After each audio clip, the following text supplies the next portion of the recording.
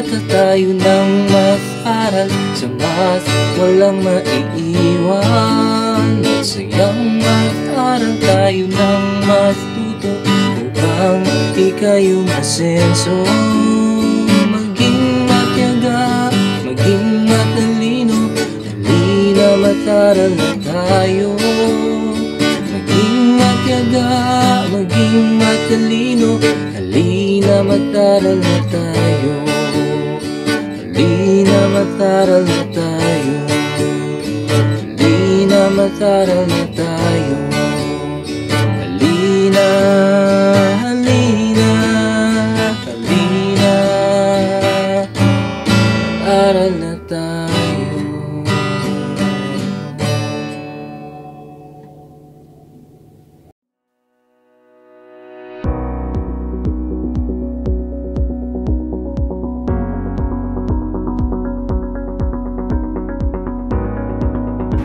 Salamat, Teacher AHIS. Napakagaling ninyong magturo. Ngayon, maghanda naman ang mga nasa ika-9 na baitang. Akin nang ipakilala ang guro na siya nating makakasama ngayon. Siya ay nagtapos sa National Teachers College sa kursong Bachelor of Secondary Education, Major in Mathematics. 11 taon na sa kanyang pagtuturo at naging tagasanay sa mga mag-aaral sa iba't ibang aktibidad ng asinaturang Sitnayan. Tara, samahan natin ang ating grade 9 teacher na mula sa Addition Hills Integrated School para sa ating week 9, si Teacher JERICO M. De La Cruz. Magandang buhay, Batang MANDunong! Welcome to our series of online academic reviews, CLAID Learning. Tayo ngayon ay nasa week 9 at huling linggo para sa ating third quarter. Ngunit bago tayo magpatuloy, nais ko pong pasalamatan ang pinakamasipag naming Education Program Supervisor, Mr. Restituto I. Rodelas, at sa aming napaka-supportive na School Principal, Ms. Gigi G. Bulanday, sa pagkakataon na maging bahagi ng proyektong ito. Batang MANDunong, samahan niyo ako at Math-tuto. Siguraduhin nakahanda na ang inyong ballpen at papel.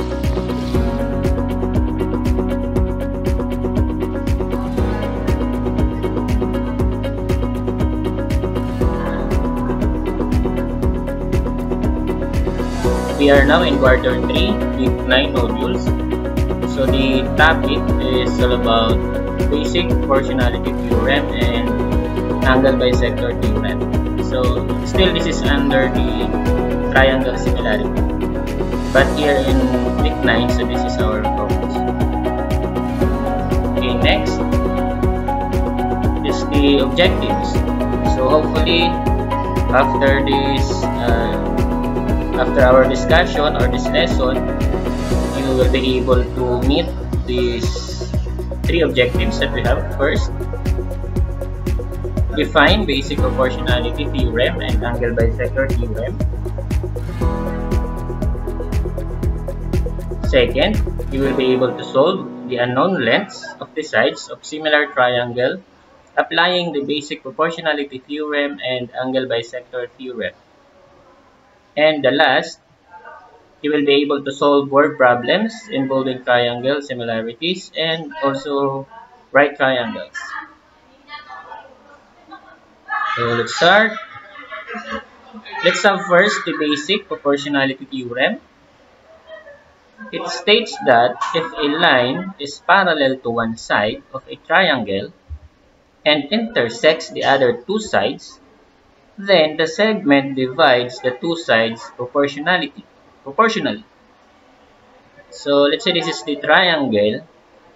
Let's name it triangle ABC.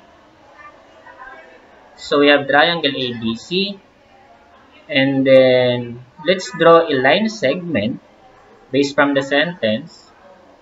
Let us illustrate, and then let's name it as DE. So as you can see, we have DE. And then this line segment DE, this one, is parallel to AB. So that is the markings or symbol for symbol for parallel. This one. So they are parallel. So that's the symbol. Next. So in that case, in that situation, so based from this theorem, basic proportionality theorem, we can establish this proportion or equation. So we can say that AD, this one, AD, so from this point up to this point, that is the AD, that is proportional to CD. So from here, going here, DC or CD, iisa lang yun, walang problema. So AD over DC, that is equal to BE, so here, on the other side, over CE. Yan, so yan yung sinasabi niya, na proportion. Yan yung basic proportionality theorem. So it means that every time you encounter a triangle with this kind of situation, so always remember this theorem. Okay, and remember that when we say theorem, there is a proof. Right? So I will show you the proof. Sorry. Ayan, so this is the proof. So pakita ko lang, no, paano natin nasabi na AD over CD is equal to BE over CE. So since that is theorems, there is a proof. So this is our proof. Two-column proof. On the first column, we have the statements. And on the second column, we have the reasons. And then, so our number one here, so we base from the given. So the given is DE is parallel to AB. That is the number one. So our reason is given. Basically, we start with the given information. Okay, next. And as you notice, looking at the figure, notice that we form two triangles, right? We have triangle ABC. Ito, yung malaki, yung original. And then notice that when we put DE, there is also another triangle which is smaller to ABC. And that is the triangle CDE. This one. Triangle CDE. And here, we can say that they are similar. So, yun yung number 2. So, sabi dito sa number 2, triangle CDE, yung malaki, is similar, that is the symbol for similar, triangle CAB. Reason natin AA similarity theorem in our previous weeks of our modules, right? Okay, next. So, after that, since they are similar, let's proceed to number 3. Since they are similar, we can now conclude this number 3 proportion. We can say that this side, CA,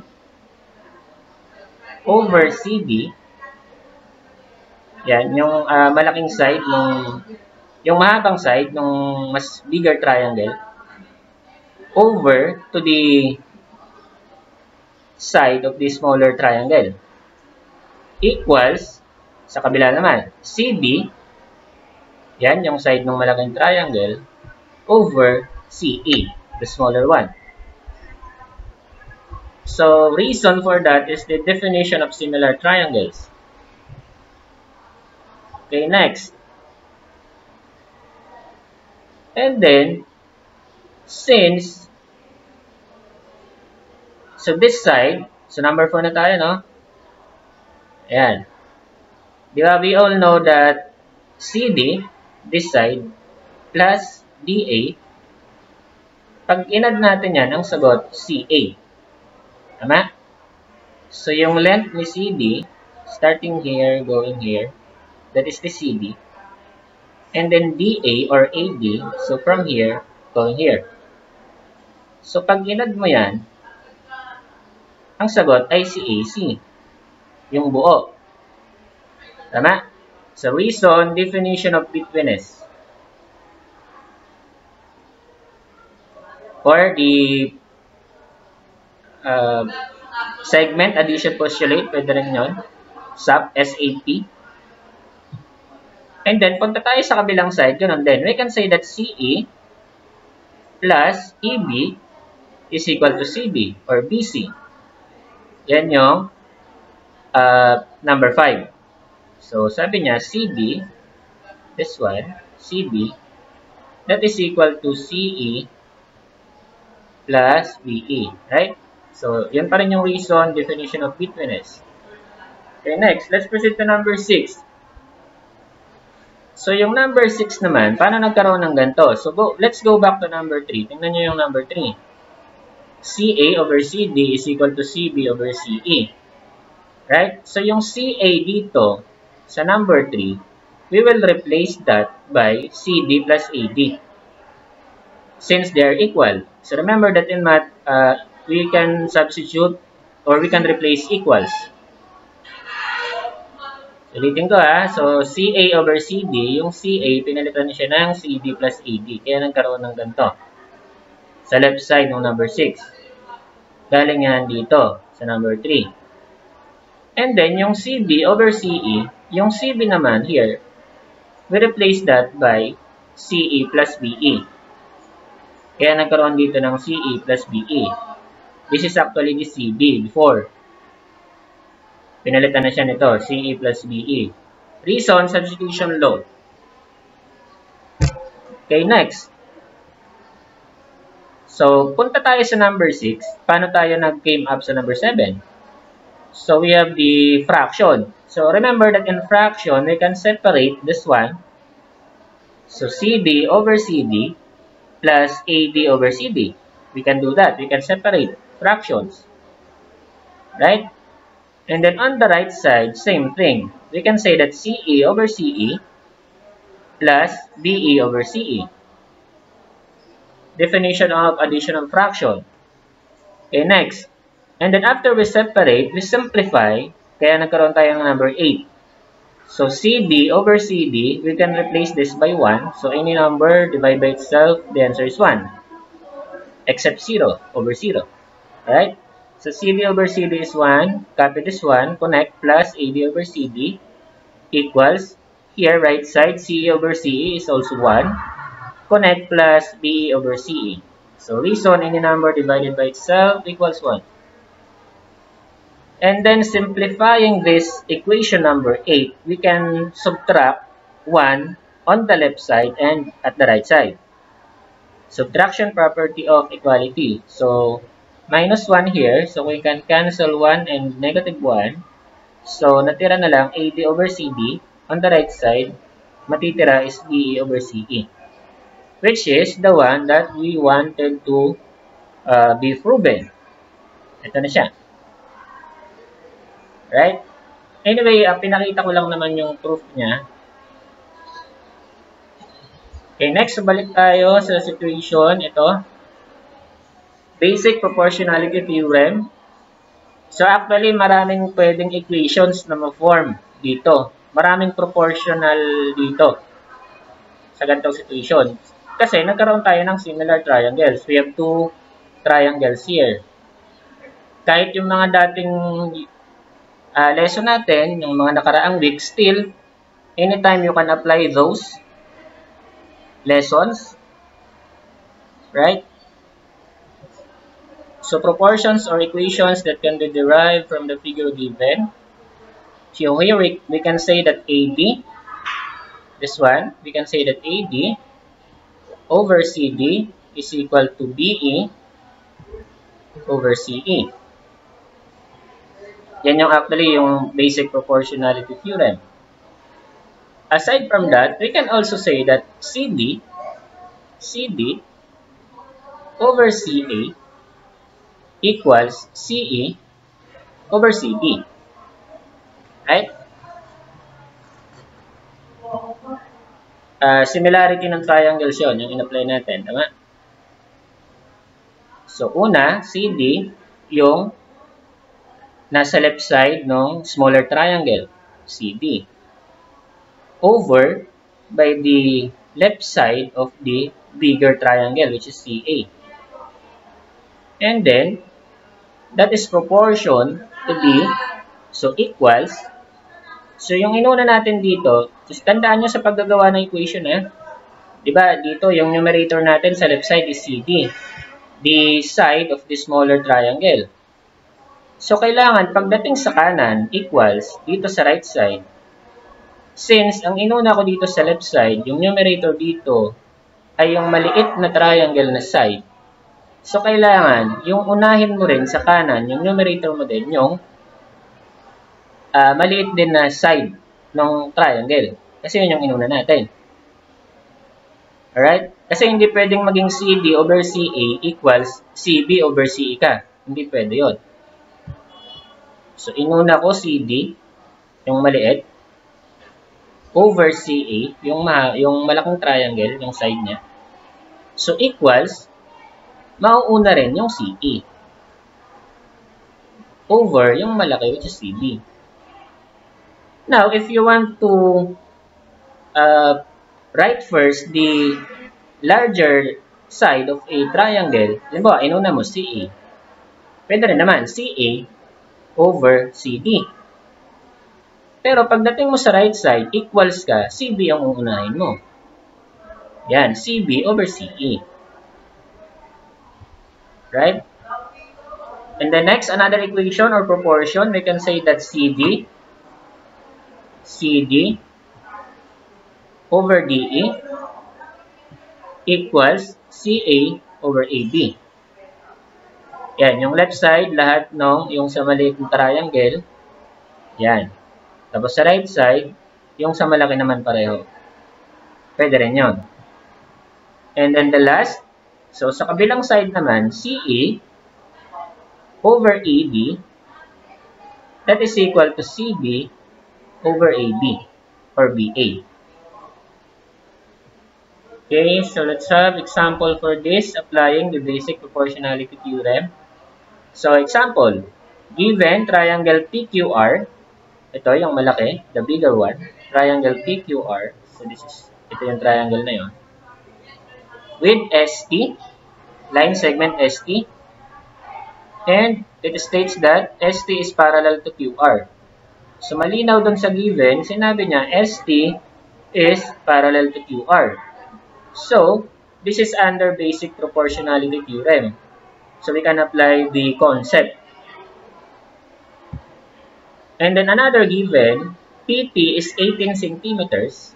So this one, PT, 18 yung haba niya, centimeters. Next given, PR, so this one, from this point up to this point, that is the PR, that is 9 centimeters. And then the last given, we have PS, we have 10 centimeters. What is being asked is SQ. So, gaano kahaba yung SQ? Alright? So, we can apply the basic proportionality theorem. So, remember, first, we have to form the equation. So, we can say that PS over SQ equals PT over TR. Tama? Basic proportionality theorem. Okay, next, after we form the equation, let us now substitute the given. So, sundan lang natin itong formula. Ito yung guide natin. So, PS, replace that by 10. And then SQ, yan yung hinahanap. So, it will remain SQ. Equals, on the right side, PP, papalitan natin yan ng 18. TR, replaced by 9. So, ito na siya. Tama? So, PS is 10. SQ pa rin, yan yung hinahanap. Equals, PT 18, TR 9. Okay, next. So, we are now here on the second line of our solution. So, ano nang gagawin? So, we can now apply the cross multiplication since this is, we involve fractions. Yan. Sinabi ko lang na cross multiplication another term lang yun. Pero actually, ang nanggaling siya sa MPE, multiplication property of equality. Another term lang siya, yung cross multiply. So, 9 times 9, magiging 90 yan, equals SQ times 18, 18 SQ. Ayan na siya. Next step. So, nandito na tayo. So, we are looking for SQ. So, the coefficient is 18. So, we will divide both sides by 18. Yan. DPE. So, we divide by 18. Yung kanan, ganun din. Divide by 18. Next here, on the right side, we can now cancel 18. And then the remaining is SQ. SQ now is 90 over 18. So, simplifying this one, 90 divided by 18. So, final answer is 5 centimeters. SQ is 5 centimeters. Okay. Next, let's have the angle bisector theorem. It states that the bisector of an angle separates the opposite sides into segments whose lengths are proportional to the lengths of the other two sides. So, ito yung situation. So, we have triangle ABC. Ito, yung triangle ABC, yung malaki. And then, the angle B, nagkaroon tayo ng line segment dito. BD. Wherein, this one, point B, bisector siya. Pag sinabi natin bisector, it divides, when we say angle bisector, it divides the angle equally.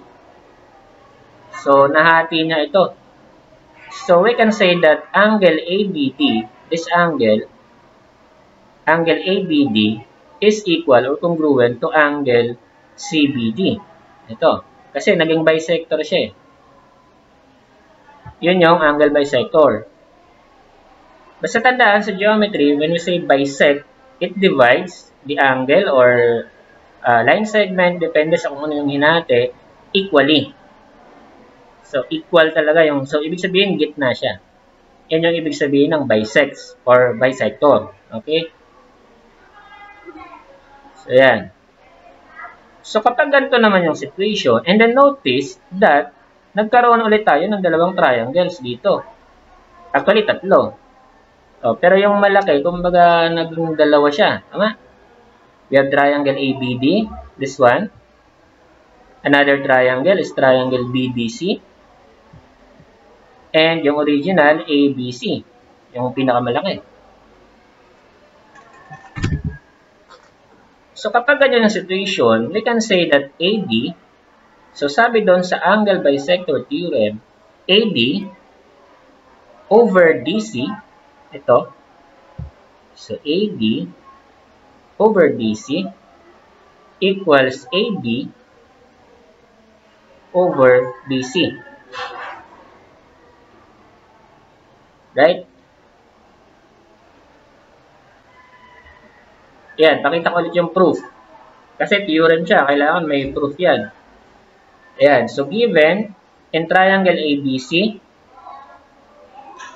BD bisects angle B and intersects AC at D. Ayan. Nagkaroon siya ng point of intersection which is the point D. Ito, sa AC. Yun yung sinasabi niya. Now, we will prove that why, paano nangyari ito? AD over DC equals AD over DC. Yan. Ang mga purot halaman.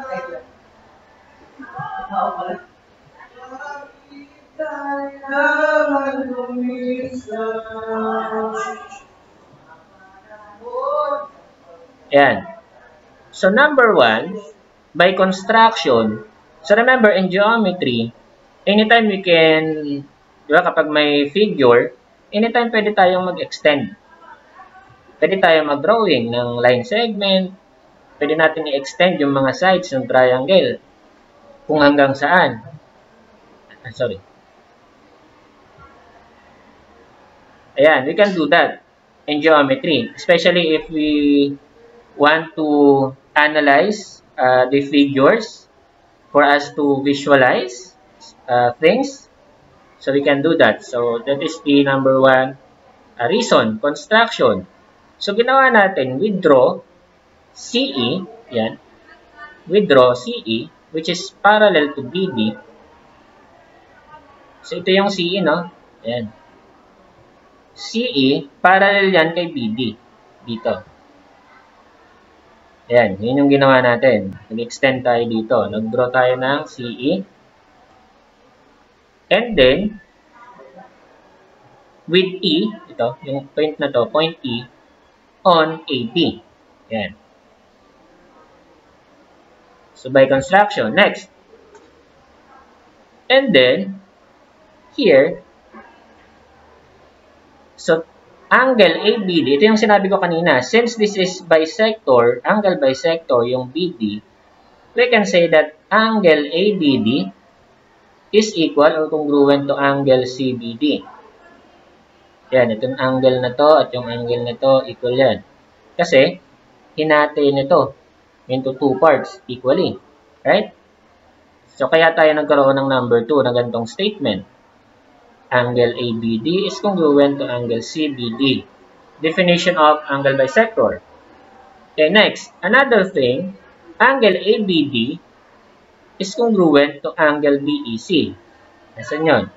Angle ABD, so this angle is congruent to angle BEC. Ito, yung angle na to. So, this angle and this angle, they are congruent. Kasi, nagkaroon tayo ng parallel sila. Tapos, this one, parang ito yung transversal line natin. If you still remember during your grade 7. So, that's why we concluded that this angle and this angle are congruent. Corresponding angles of parallel lines cut by a transversal are congruent. So, they are corresponding angles. Yan. Okay, next. Number 4, angle CBD. So, this angle is congruent to angle BCE. This angle. This angle and this angle, they are congruent. Alternate interior angles kasi sila. Diba? So, yan yung reason. So, alternate interior angles of parallel lines cut by transversal are congruent. Okay, next, number 5. Angle BEC, this angle is congruent to angle BCE. So, this angle is congruent to this angle. Bakit? Bakit natin nasabi? By transitivity or transitive property of equality. So, kung babalikan natin yung number, ano yan? ABD, CBD,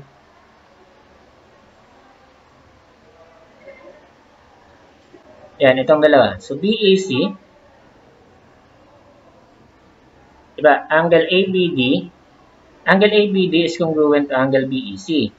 Now, since angle ABD is congruent to CBD, so yung CBD, pwede nating palitan ng BEC. Yon. So yung number 4, ito. Yung number 4, angle CBD is congruent to angle BCE, sabi natin. Now, this angle CBD, pwede natin siyang palitan ng BEC. Kaya yung number 5 naging angle BEC. Ito. Angle CBD, pinalitan ko siya ng angle BEC. Transitive property. Bakit siya pinalitan ng BEC? Kasi sabi natin, angle CBD is congruent to BEC. Kumbaga, if x equals y equals c, we can say that x is equal to c. Yan yung by transitivity. Okay? Next, let's proceed to number 6. So, side BC is congruent to BE. Yan. Congruent yun. The sides of the opposite the sides opposite two congruent angles of a triangle are congruent. Kasi diba, nalaman natin na yung angle na to, this angle is equal to this angle. So since equal sila, we can say that the opposite sides of this angle, so yung opposite side ng angle E is BC. While the opposite side of this angle BCE or angle C is BE. So we can conclude that they are equal since the angles are equal. Yan yung ibig sabihin ng number 6. Next, number 7. So we can say that AB over DC is equal to AB over BE. Asa na yan? So AB, so this one, over DC equals BE over AB. So reason, if a line intersects two sides of a triangle and is parallel to the third side, then it divides the first two sides proportionally. Okay, and then on number 8 naman, ito na, makuprove na natin. Yung BE, tingnan niyo yung number 7. Yan. Tapos yung nasa right side, this one. Yung BE, pwede ko siyang palitan ng BC. Base doon sa number 6. Kasi we say that BC is congruent to BE. So, yung BE dito, pwede ko siyang palitan ng BC. Yan na yung nangyari dito. Reason by substitution. So, ayan na, na-prove na natin. Okay? Okay, let's have an example for this. Example number 1. So, here, find the value of the indicated variable. Ayan. So, yung Fs dyan is the angle bisector of angle F. And then given AS is 6. And then AF, this side is 8. FK is 12. And then SK is x plus 2. So here, we have to find the value of x. Okay? So, solutions. First, we have to form the equation AS over SK, applying the angle bisector theorem, yung kanina. That is equal to AF over FK. Right? Actually, kapag in-apply niyo yung mga dating lessons, yung mga last week, pwede pa rin naman. Kasi ang totoo niyan, maraming pwedeng equations dito. And, di ba, sa math, one problem, there are a lot of solutions. But still, remember that the answer is only one. Okay? Okay, next, AS, replace that by 6. SK, palitan ng x plus 2. Tama? Equals AF, palitan ng 8. Yan. And then FK, palitan ng 12. Yun yung given. Okay, next. After nyan, nandito na tayo. So, we can now apply the cross multiplication. 6 times 12. And then x plus 2 times 8. Ayan. So, 6 times 12. That's why nagkaroon ng 72 dito sa left side. Equals this one. So, multiply 8x times 8, 8x, plus 2 times 8, 16. Okay, next. Transpose positive 16 to the left. It will become minus 16. Yan. Or nanggaling yan doon sa SPE. We subtract 16 left and right side. So, hindi ko na pinakita. Yung ano na lang, transposition. Pero yun pa rin yan. Okay, next. So, 72 minus 16, 56, equals 8x. Ayan, 72 minus 16, kaya nagkaroon ng 56 sa kaliwa, equals 8x. Next step, yan, divide both sides by 8. Right? So we can cancel 8. So the remaining at the right side is x. And 56 divided by 8 is 7. So x is 7. Okay, another example. Example number 2. Ayan, so find the value of the indicated variable. So here we have BF, 18. And then FL is Y. And then ML, 2y minus 3. MB or BM is 9. Applying the angle bisector theorem, ayan, so we can say that FL over BF, that is equal to ML over MB. Right? And then replace values from the given. FL, palitan ng Y. BF, replaced by 18. ML, 2y minus 3. And MB is 9. Ayan.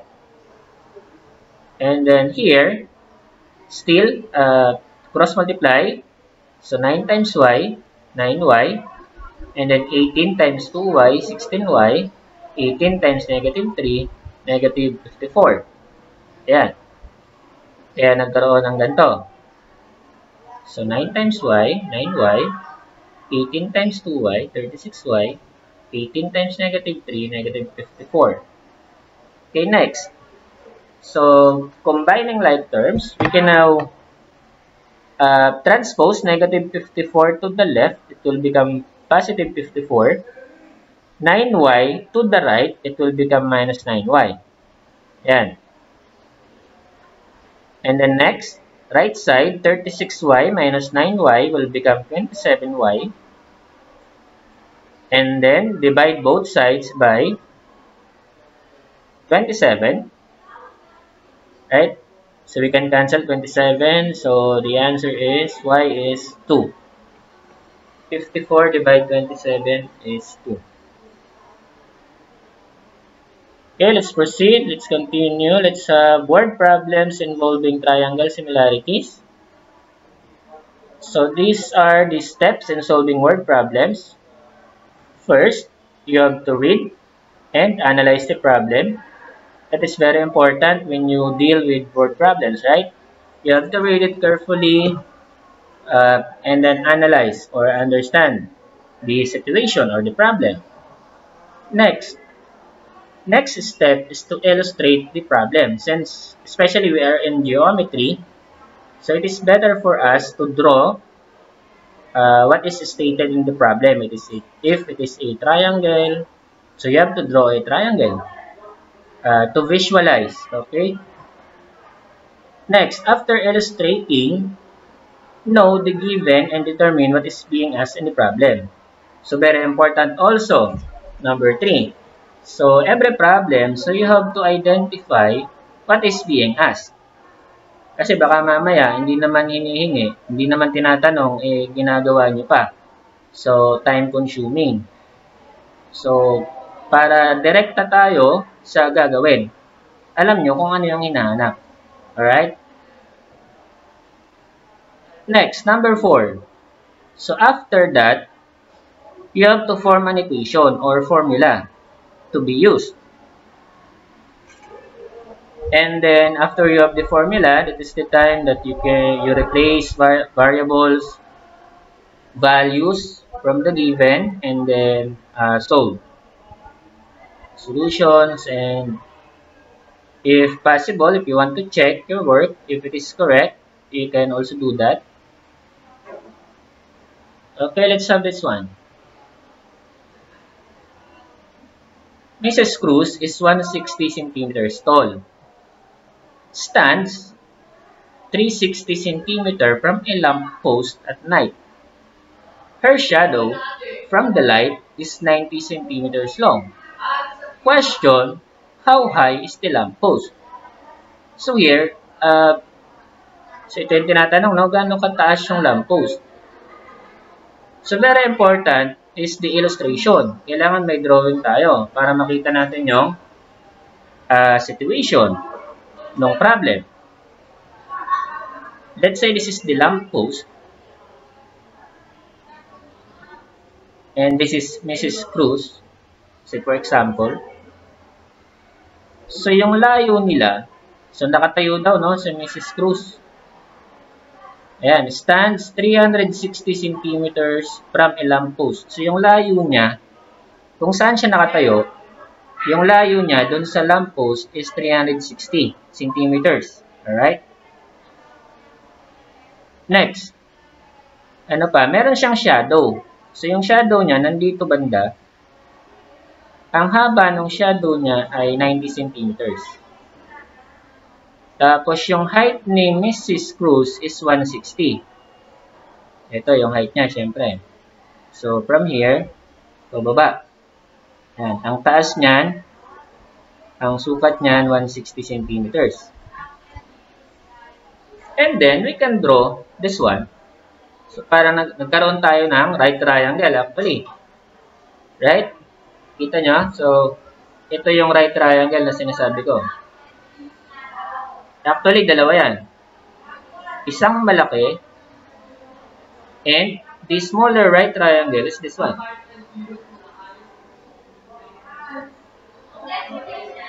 And we know that this triangle, yung maliit, is similar to this bigger triangle. Tama? Yeah. So, yun yung drawing, yung situation. Balik tayo doon sa tinatanong. Ang tinatanong niya, how high is the lamp post? So, ang problem natin, ang kailangan nating malaman, so gaano kahaba ito, yung lamp post. So, from here, going here, right? So, dahil yan yung gusto nating malaman, pwede nating gawing x yan. Yan. So, we will let x be the height of the lamp post. So, okay na, no? So, meron na tayong drawing. Nakita natin yung situation. Also, yung unknown, we let that be the x. So, yan yung height of the lamp post. Next, form the equation. So, yan. So, we can say that this side, yung maliit na triangle, over this one. So, yun yung in-apply natin. So, this side over this side, that is equal to, punta tayo dun sa malaki, this side over this side. Right? So, kaya tayo nagkaroon ng ganito. So, 90 over this one, 160. That is equal to this one. Gaano kahaba ito, yung buo? So, we will add 90 and 360. Diba? Yung buong haba na to, 450 yan. Kasi yung 360, from this point to this point, yan lang yung 360. And then, from here, going here, yan yung 90. So, kabuuan, 360 plus 90 is 450. Over this side, which is the height of the lamppost, which is x. Okay, next. So, cross multiply, yan. So, x times 90. So, 90x. 160 times 450. Ayan. Hindi ko na muna tinimes, no? Pero pwede namang i-times nyo na kung gusto nyo. So, 450 times 160. Medyo malaki kasi yung numbers, kaya hindi ko muna tinimes. Para to avoid dealing with the higher numbers. Pero kung gusto nyo naman, so actually, this is 72,450 times 160. So, pwede nyo rin gawing 72,000 yan. Ayan nga, marami tayong pwedeng solution. Pero ako, ginawa ko muna 450 times 160. Hindi ko muna tinimes. Alright? And then, kasi ganito ginawa ko. Ayan. Sunod na ginawa, katabi ni x 90. So, we will divide both sides by 90. Yun yung next step. And then, sunod kong gagawin, yung 450 papalitan ko siya ng 90 times 5. Tama? Yung 450, di ba 90 times 5 siya? Ayan na. Ayan, so balikan ko to ha. So 90x over 90, yun pa rin, wala tayong ginalaw. Equals, yung 450, yung nasa taas, ginawa ko siyang 90 times 5, that is 450. Finactor lang natin. And then, meron pang times 160, and then over 90. So, yun yung ginawa ko. Kasi, yung denominator natin is 90. That's why, ginawa ko yung 450 ng 90 times 5. Kasi, pwede namang gawing 45 times 10 yan. Actually, marami pa. Pero, bakit 90 times 5? Kasi, there is 90 in the denominator. So that, we can cancel. So, yung nasa left muna, cancel natin yung 90. Right side, ganun din, cancel yung 90. So, lumiit na yung numbers. Hindi na tayo nag-deal with the larger number. So, yung nasa left side, x na lang, tama? Yung nasa right side, 5 times 160. So, medyo madali na lang yung 5 times 160. So, that is 800. So, x is 800. So, di ba nga sabi natin yung x, yan yung lamppost, yung height. So, we can conclude, so therefore, the height of the lamppost is 800 centimeters. Okay, so, thank you for watching. God bless. Salamat. Maraming salamat, Batang Mandunong, sa inyong pakikibahagi sa ating series of online academic reviews Week 9. Tandaan, maging matyaga, matalino, at matuto sa kabila ng pandemya. Ako po, si Sir Jerico M. De La Cruz, na nagsasabing, ang pagmamahal ay parang theorem lang yan. Kailangan mong ipakita at iparamdam para mapatunayan.